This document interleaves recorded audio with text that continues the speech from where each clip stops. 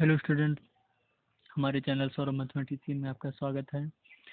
तो आज हम चर्चा करेंगे हाई स्कूल विज्ञान पाठ्य की, जो कि है रासायनिक अभिक्रियाएं एवं समीकरण। तो इसमें हम कुछ बातें, पुरानी बातों को दोहराएंगे जो कि कक्षा 9 में पढ़ाया जा चुका होगा या पुरानी कक्षाओं में भी पढ़ाया जा चुका है। तो उसमें है सबसे पहला है प्रतीक। तो प्रतीक को जानने से पहले हम तत्व जान लेते हैं। तो तत्व क्या होते हैं कि ऐसे पदार्थ होते हैं कि जो प्रकृति में स्वतंत्र रूप में पाए जाते हैं, जिन्हें हम किसी भौतिक या रासायनिक विधि से नहीं प्राप्त कर सकते हैं, जैसे सोना, चांदी, एल्यूमिनियम, हाइड्रोजन, कार्बन, नाइट्रोजन। मतलब ये सभी जो तत्व हैं, इनको हम खुद नहीं बना सकते, किसी भी भौतिक रासायनिक विधि से नहीं बना सकते हैं। वो तत्व होते हैं जो स्वतंत्र रूप में पाए जाते हैं, जमीन के अंदर पाए जाते हैं, बिखरे पाए जाते हैं। तो तत्व तो समझ में आ गया होगा। और ये भी जान लेंगे कि कुल तत्व जो होते हैं 118 होते हैं। दुनिया का कोई भी पदार्थ जो हम चारों तरफ देखते हैं जिसमें भार होता है, वो पदार्थ कहलाता है।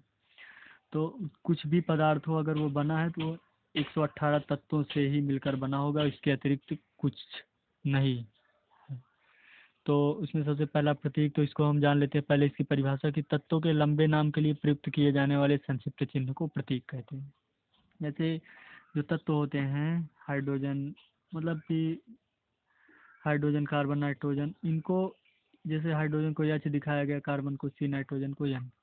मतलब कि जैसे हमारा नाम है, किसी का भी नाम हो, तो उसके नाम का पहला अक्षर ले लेंगे तो उसका प्रतीक हो जाएगा। जैसे हमारे नाम का प्रतीक एस होगा।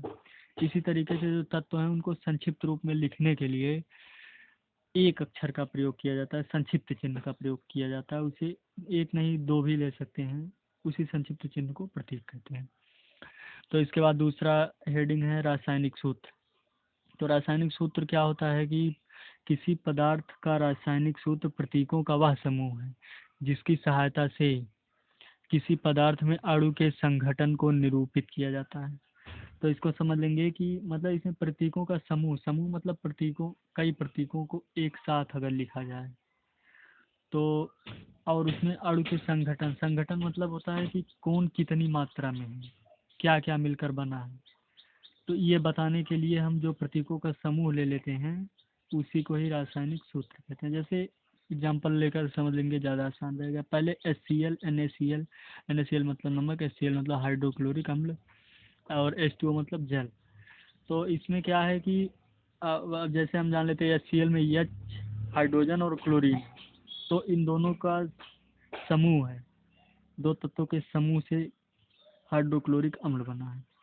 नमक है तो उसमें सोडियम और क्लोरीन, तो मतलब इन्हीं का प्रतीकों के समूह से किसी अणु के संगठन को निरूपित करना, या किसी पदार्थ के संगठन, उसमें क्या क्या मिल, वो किस किस से मिलकर बना है, तो उनको जिस तरीके से निरूपित किया जाता है उसे ही कहते हैं रासायनिक सूत्र। और एक बात इसके बाद है अणु सूत्र। समझ लेंगे, दोनों में ज़्यादा फर्क नहीं है, इस बात को समझ लेंगे। अणु सूत्र क्या होता है कि अणु सूत्र पदार्थ के एक अणु में उपस्थित विभिन्न तत्वों के परमाणुओं की वास्तविक संख्या को व्यक्त करता है।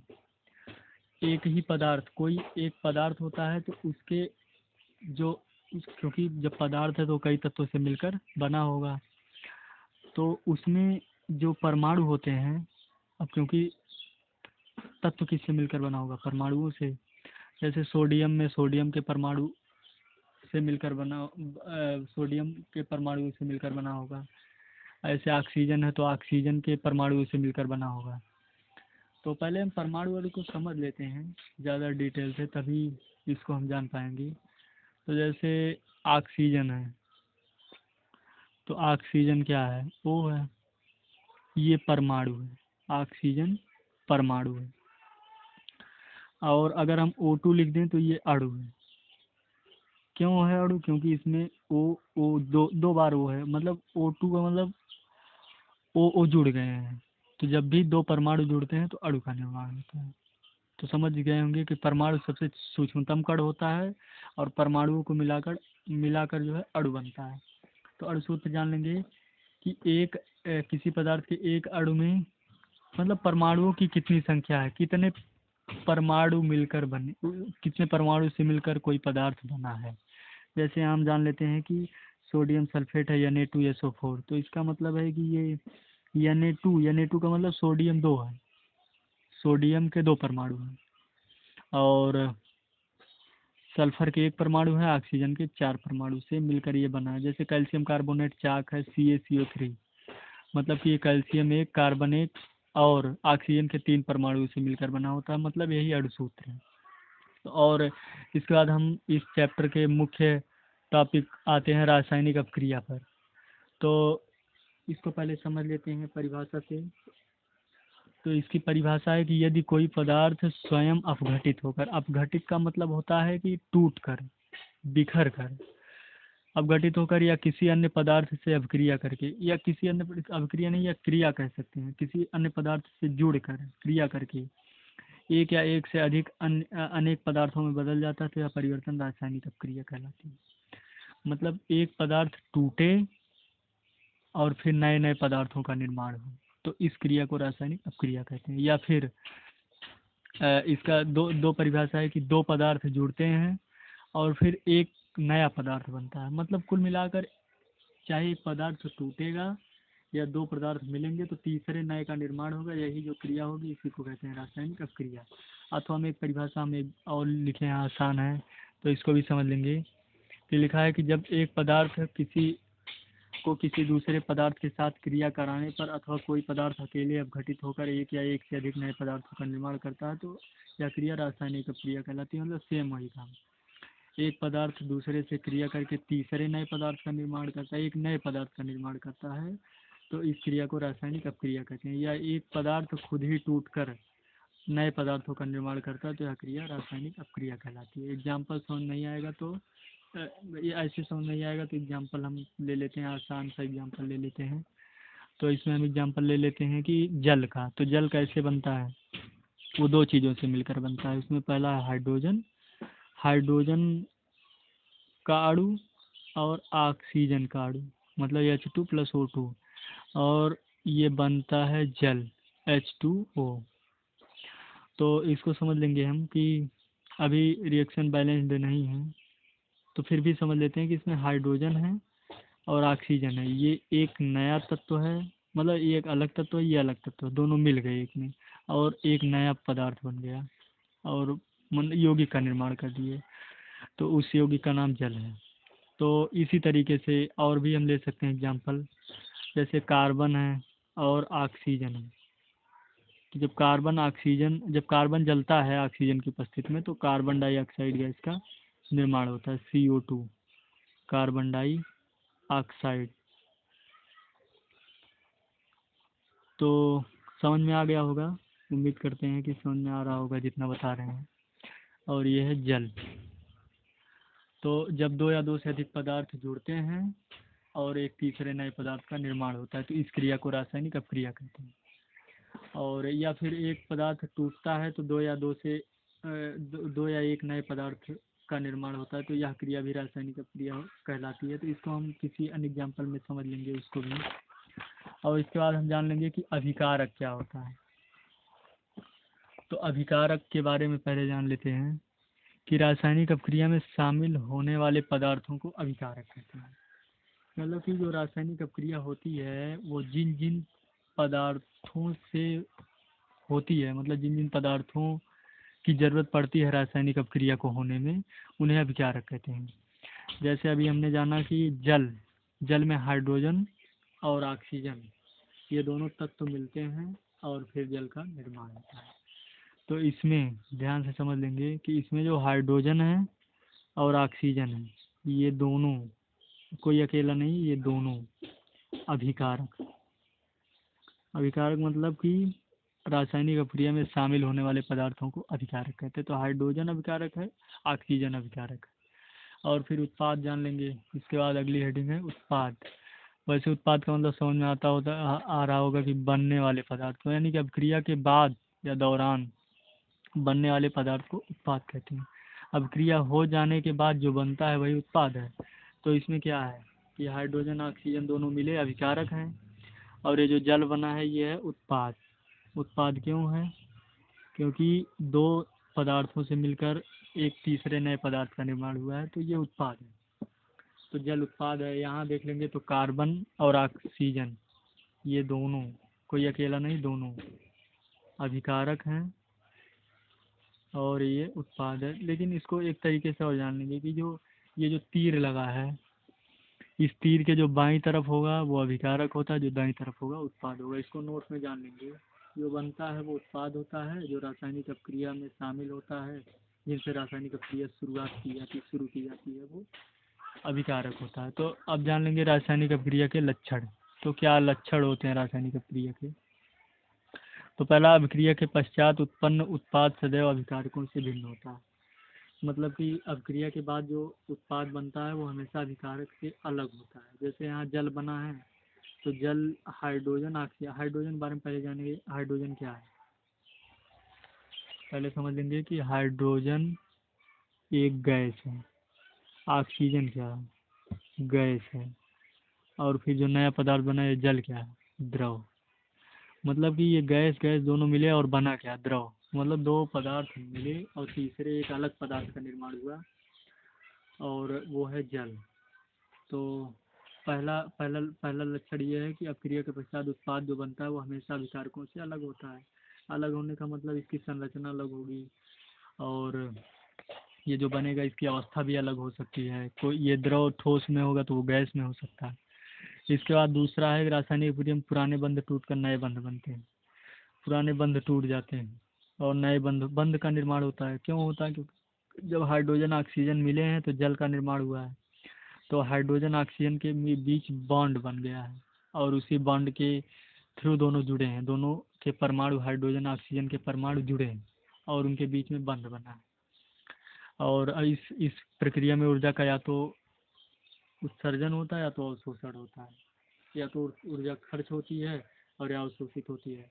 और इसके बाद हम जान लेंगे, अगला हेडिंग है रासायनिक समीकरण। तो पहले हम समझ लेते हैं कि इसकी परिभाषा। तो रासायनिक समीकरण है किसी रासायनिक अभिक्रिया में भाग लेने वाले अभिकारकों तथा अभिक्रिया के परिणाम स्वरूप प्राप्त होने वाले उत्पादों को प्रतीकों तथा सूत्रों द्वारा निरूपित करने को रासायनिक समीकरण कहते हैं। मतलब कि जो रासायनिक समीकरण होता है, जो रासायनिक अभिक्रिया में जो तत्व या पदार्थ शामिल होते हैं उनको प्रतीक और सूत्रों द्वारा निरूपित कर दें, इसी को ही कहते हैं रासायनिक समीकरण। निरूपित करने की प्रक्रिया को रासायनिक समीकरण कहते हैं। ऐसे शायद समझ में नहीं आया होगा तो इसको एग्जाम्पल से हम दोबारा समझ लेंगे। जैसे हमने एग्जाम्पल लिया था जल का, बहुत ही आसान एग्जाम्पल ले रहे हैं ताकि समझ में आए। H2+O2 और H2O। अब यहाँ पर क्या है कि ये है हाइड्रोजन। अब इसको अगर हम हिंदी में लिखते तो लिखेंगे हाइड्रोजन प्लस ऑक्सीजन और गिव्स आउट हो जाएगा तीर लगा के जल।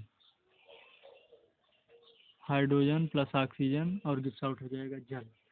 अब इसको इतने बड़े में लिखा गया, मतलब हाइड्रोजन को अलग से लिखें, ऑक्सीजन को अलग से लिखें, फिर जल बना। लेकिन इसको अब प्रतीक में लिखेंगे H2+O2 गिव्स आउट 2 H2O। और इसी को ही, यही जो प्रक्रिया है कि जो इसमें जो जो तत्व मिलकर, जिन जिन तत्वों जो तत्व मिलकर इस रासायनिक अभिक्रिया को पूर्ण कर रहे हैं उसमें कौन कौन से तत्व हैं? हाइड्रोजन ऑक्सीजन इधर भी है उधर भी है। तो इन्हीं को प्रतीकों और सूत्रों द्वारा लिख देना ही क्या है? रासायनिक समीकरण है। तो उम्मीद करते हैं कि रासायनिक समीकरण समझ में आया होगा। इसके बाद जान लेते हैं, उदाहरण में समझ लेते हैं। पोटेशियम क्लोराइड को जब उच्च ताप पर गर्म करते हैं तो पोटेशियम क्लोराइड और ऑक्सीजन गैस मिलती है हमको। तो पोटेशियम क्लोराइड मतलब KClO3, और इसको जब गर्म करते हैं उष्मा देते हैं तो KCl+O2 बनता है। तो मतलब कि इसको क्या है, पोटेशियम क्लोराइड को KClO3 से दिखाया गया है, फिर पोटेशियम क्लोराइड को KCl से और ऑक्सीजन को 3O2। मतलब कि इनको एक प्रतीक सूत्र में दिखा दिया गया है। यही निरूपित करने की जो प्रक्रिया है इसी को ही कहते हैं रासायनिक समीकरण। बहुत ही आसान है रासायनिक समीकरण। और जान लेते हैं रासायनिक समीकरण लिखने की विधि, या लिखने की विधि कहें या लक्षण कहें। रासायनिक समीकरण को लिखने के समय निम्न बातों का ध्यान रखते हैं। तो इसमें पहली बात है, इसको समझ लेते हैं कि अभिकारकों को बाईं ओर तथा उत्पादों को दाईं ओर लिखा जाता है। ये तो ऑब्वियसली बात है। यहाँ जैसे जल को हम दिखाए हैं तो इसमें अभिकारक को बाईं ओर लिखते हैं और उत्पाद को दाईं ओर लिखा जाता है। तो पहली बात हुई।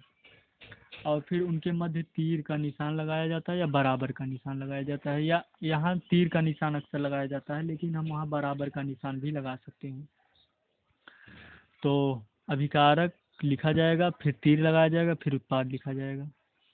और फिर इसके बाद दूसरा लक्षण है कि अभिकारक और उत्पाद यदि एक से अधिक हों तो उनके मध्य धन का चिन्ह लगा दिया जाता है। जैसे यहाँ पर हम हाइड्रोजन ऑक्सीजन को मिलाकर जल बनाए हैं, तो जब हाइड्रोजन ऑक्सीजन को लिखते हैं तो उनके बीच में प्लस का चिन्ह लगा देते हैं। यहाँ जल के अलावा अगर कुछ और बनता तो उसको हम लिख देते हैं। तो रासायनिक अपक्रिया में एक एक एग्जाम्पल हम और ले लेते हैं। जैसे हम उसमें रासायनिक अपक्रिया की परिभाषा में हम बताए थे कि जब दो पदार्थ मिलें और तीसरे नए पदार्थ का निर्माण हो या एक नए पदार्थ का निर्माण हो तो यह क्रिया या प्रक्रिया रासायनिक अपक्रिया कहलाती है। या फिर वो कहे थे कि यह एक पदार्थ टूटे और दो पदार्थों का निर्माण हो, तो इस एग्जाम्पल में हमको याद आ रहा है एक कैल्शियम कार्बोनेट होता है CaCO3। तो इसको जब हम तोड़ेंगे, मतलब इसको गर्म करते हैं, तो होता है CaO प्लस CO2। मतलब जब चाक को गर्म किया जाता है, कैल्शियम कार्बोनेट मतलब चाक, तो ये कैल्शियम ऑक्साइड चूना और पानी में टूट जाता है, सॉरी कार्बन डाइऑक्साइड गैस में, चूना और कार्बन डाइऑक्साइड गैस में। तो मतलब एक पदार्थ टूट कर दो पदार्थों का निर्माण करता है, तो यह क्रिया ही रासायनिक अपक्रिया है। कैल्शियम कार्बोनेट CaCO3 से दिखाए, चूने को CaO से दिखाए, कार्बन डाइऑक्साइड को CO2 से। तो मतलब यही जो प्रक्रिया है दिखाने की, यही रासायनिक समीकरण है। और इसके बाद हम जान लेते हैं कि ढांचा समीकरण क्या है। तो ढांचा समीकरण पहले समझ लेंगे। ढांचा समीकरण की परिभाषा ऐसा समीकरण जो अभिकारकों और उत्पादों के बारे में सूचना देता है, लेकिन इससे यह ज्ञात नहीं होता है कि अभिक्रिया में अभिकारक पदार्थ के कितने अणु होते हैं तथा उत्पाद पदार्थ के कितने अणु होते हैं। तो इस प्रकार के समीकरण को ढांचा समीकरण कहते हैं। तो मतलब कि इसको समझ लेते हैं हम, एक एग्जांपल से हम समझ लेते हैं यहाँ। और वो एग्जांपल है H2 plus O2 gives out H2O।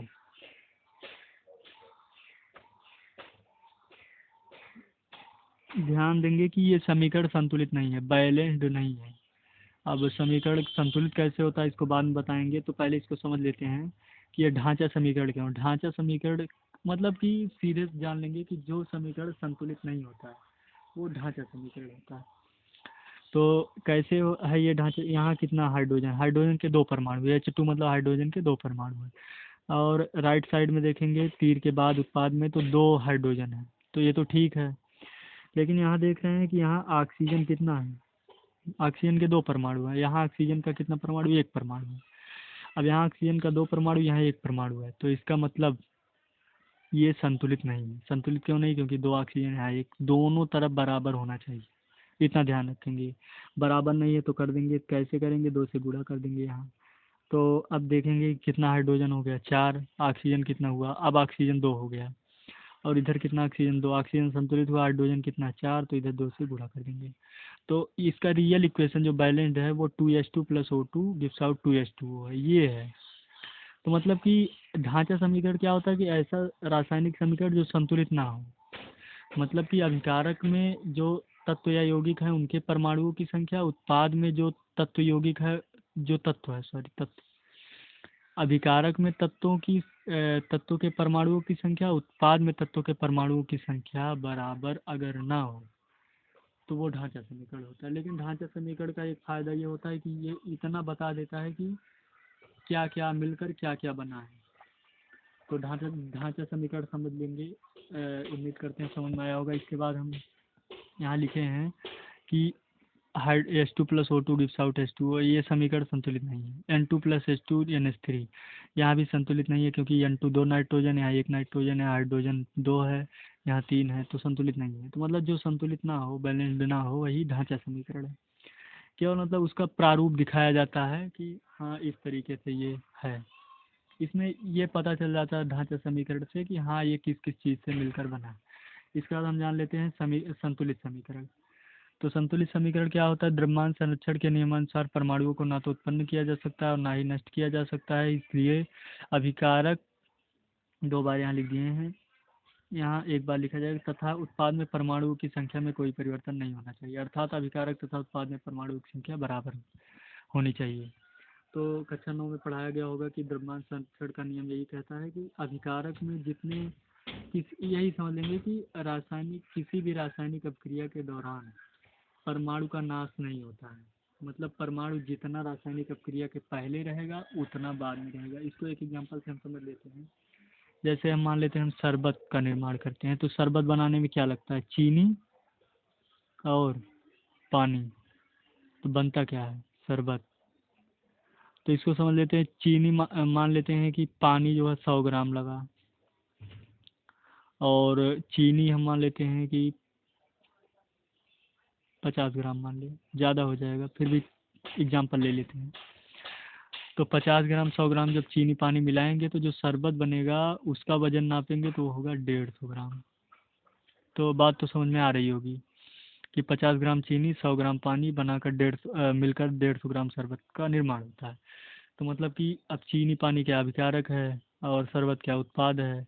तो जितना अभिकारक के तत्वों के परमाणु की संख्या होगी उतने उत्पाद की भी होनी चाहिए। यही संतुलित रासायनिक समीकरण है।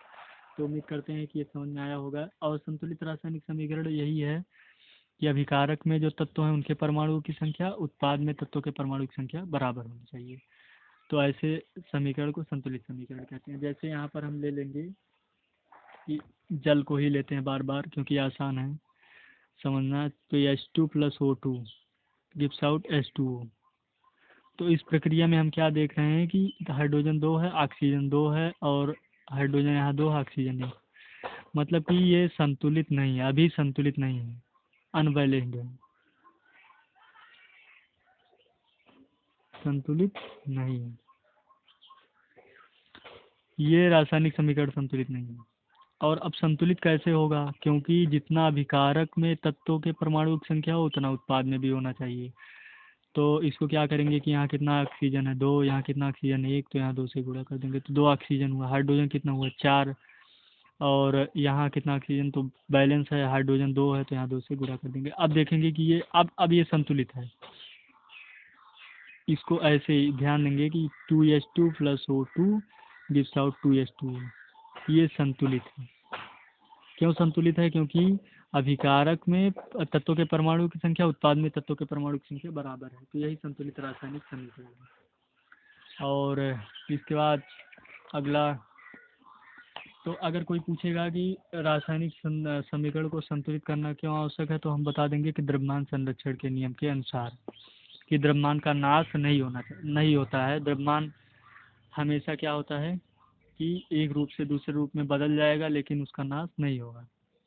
तो इसके बाद हमको सिर्फ रासायनिक समीकरण को संतुलित करने की विधि पढ़ना है। उम्मीद करते हैं कि इतना समझ में आया होगा। वीडियो पसंद आए तो लाइक ज़रूर करें, अगर इस चैनल पर नए हैं तो सब्सक्राइब करें। अब की बार हम ये इस चैप्टर का सबसे इम्पोर्टेंट टॉपिक है कि रासायनिक समीकरण को संतुलित कैसे किया जाए। तो इसको हम एक ट्रिक के माध्यम से ज़रूर बताएंगे आगे आने वाली वीडियो में। तो अगर इतना समझ में आया हो तो वीडियो को लाइक ज़रूर करें। धन्यवाद।